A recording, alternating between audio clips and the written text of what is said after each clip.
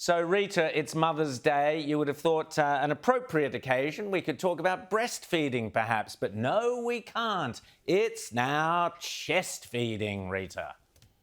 Yes, how dare you use the B word? That's very non-inclusive. Yes, well, this is actually causing quite a storm in the Australian Breastfeeding Association. This is a story in the Australian today saying that there's this conflict where these activists have infiltrated the group, and the people who are associated with the group typically care about women, they care about women's spaces, they care about the importance of breastfeeding. They're not interested in the activism of the trans movement and this move to have men take certain chemicals and then be able to lactate and chest feed.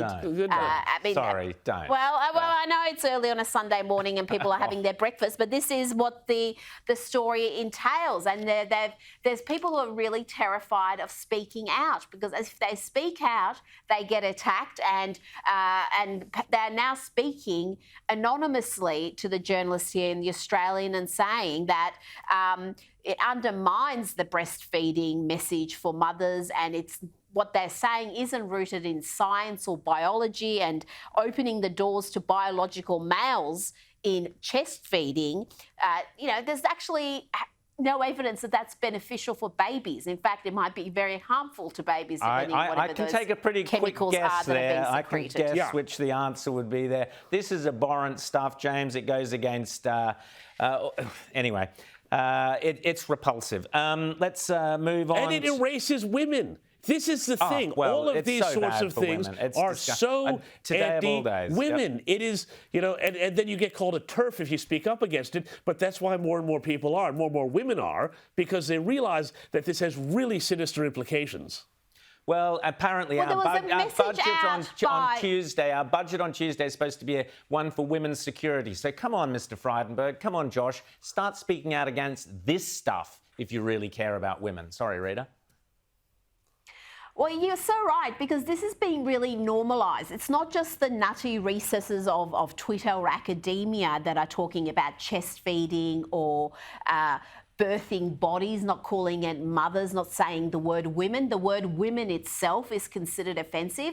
There was messaging out this week by the NHS, the UK's NHS, where again, they were refusing to say pregnant women. It was pregnant bodies, people who give birth.